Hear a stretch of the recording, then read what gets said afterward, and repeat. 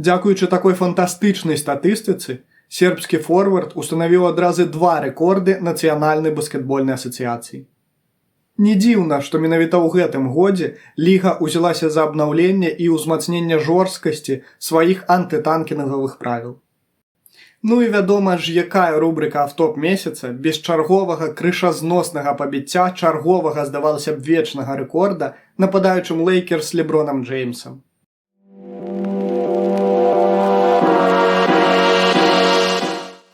Шановнае гаспадарства, вітаю! З вами Яўген і праект пра баскетбол па-беларуску. Гэтая весна ўжо пераваліла за свой экватар, а гэта значыць, што прыйшоў час даведацца самыя цікавыя баскетбольныя навіны і падзеі яе сярэдзіны. І дапаможа вам у гэтым рубрыка «Автоп месяца» праекту пра баскетбол па-беларуску за красавік 2026 года. Ну што, пагналі!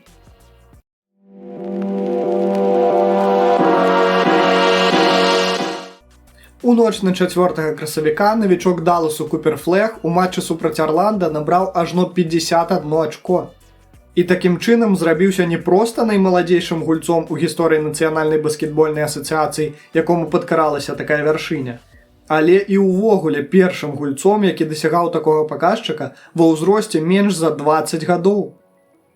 Аднак, нягледзячы на гэта шыкоўнае індывідуальнае дасягненне нападаючага Мэверыкс, той матч тэхаскі клуб прайграў.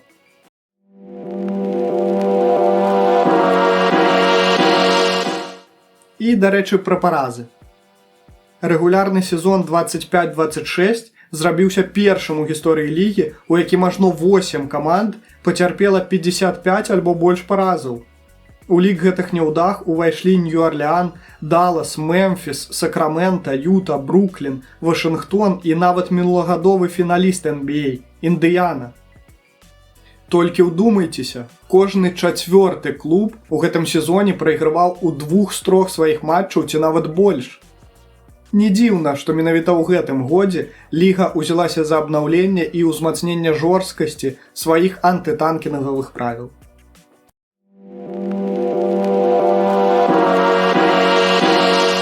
Лідар Денвера Нікола Йокіч завершыў гэты рэгулярны сезон, набіраючы ў сярэднім амаль 28 ачкоў, 13 падбораў і 11 результатыўных перадач за матч. Дзякуючы такой фантастычнай статыстыцы, сербскі форвард устанавіў адразу 2 рэкорды нацыянальнай баскетбольнай асацыяцыі. Па-першае, зрабіўся ўсяго другім гульцом за ўсю гісторыю лігі, які афармляў трыпл-дабл у сярэднім за сезон некалькі гадоў запар. Раней такое ўдавалася толькі абаронцы на той момант Аклахомы Расселу Уэстбруку. А таксама зрабіўся першым гульцом у гісторыі NBA, які па выніках рэгулярнага сезону рабіўся лідарам лігі адначасова і па падборах, і па асістах.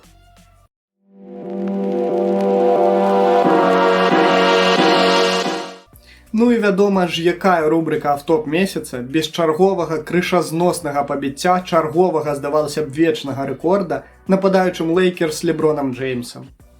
Так, у ноч на 1 красавіка лос-анджелескі клуб з каралём у складзе узяў верх над Кліўлендам. Такім чынам, Леброн здабыў 1229-ю перамогу ў матчах у рэгулярных чэмпіянатах і плэй-оф нацыянальнай баскетбольнай асацыяцыі, дзякуючы чаму абышоў легендарнага Карыма Абдул-Джабара і выйшаў на першае месца за ўсю гісторыю лігі па гэтым паказчыку. І, як вы маглі зразумець, спыняцца на гэтым Джеймс яўна не збіраецца.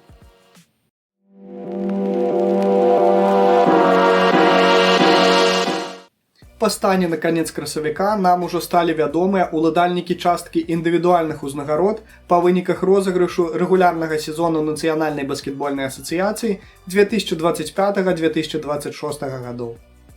Так, найлепшым абаронцам быў абсалютна чакана названы адзін з лідараў Сан-Антонія Спёрс Віктар Вембаньяма.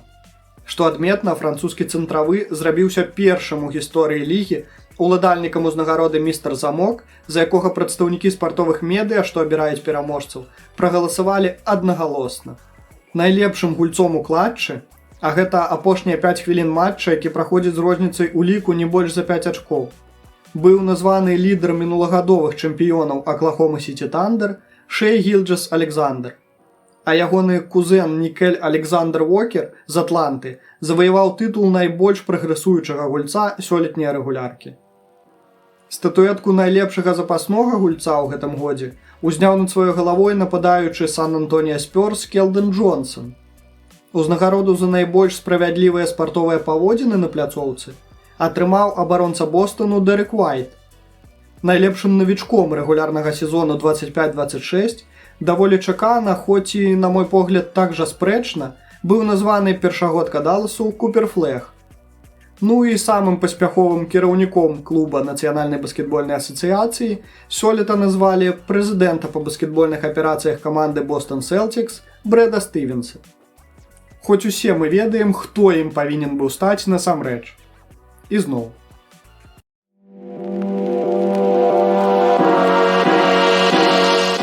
Амерыканскі рэп-выканаўца і ўладальнік 2 прэмій Грэмі Джей Коул 1 красавіка падпісаў прафесійны кантракт з клубам найвышэйшай баскетбольнай лігі Кітая Нанкін Манкі Кінгс. Планавалася, што артыст і ўладальнік шматлікіх музычных узнагарод, а па сумяшчальніцтве мінарытарны ўладальнік клуба NBA Шарлот Хорнетс правядзе за кітайскі клуб як мінімум 3 матчы. Але пасля дэбютнай гульні, што прайшла 11 красавіка, у якой Коул правёў каля 8 хвілін і не патрапіў ніводнага са сваіх 5 кідкоў, рэпер пакінуў каманду. Па звестках афіцыйных прадстаўнікоў музыкі праз праблемы з працоўнай візай. Аднак некаторыя інсайдеры кажуць, што Джей проста быў адлічаны клубам. Што цікава, раней спевак ужо меў невялічкі вопыт гульні на прафесійным узроўні. У траўні 2021-га ён правёў 3 матчы за руандійскую каманду Пэтріётс, заснаванай NBA баскетбольнай афрыканскай лігі. А праз год правёў 4 гульні за Скарбара Шутінг Старс з найвышэйшай баскетбольнай лігі Канады. Статыстыка Коула ў мінулым, скажам так, не вельмі адрознівалася ад ягоных паказчыкаў падчас выступаў ў Кітаі. Вось кажуць, таленавіты чалавек таленавіты ва ўсім. Але мне ўсё ж такі цяжка ў гэта паверыць, маючы перад вачыма вось такія прыклады.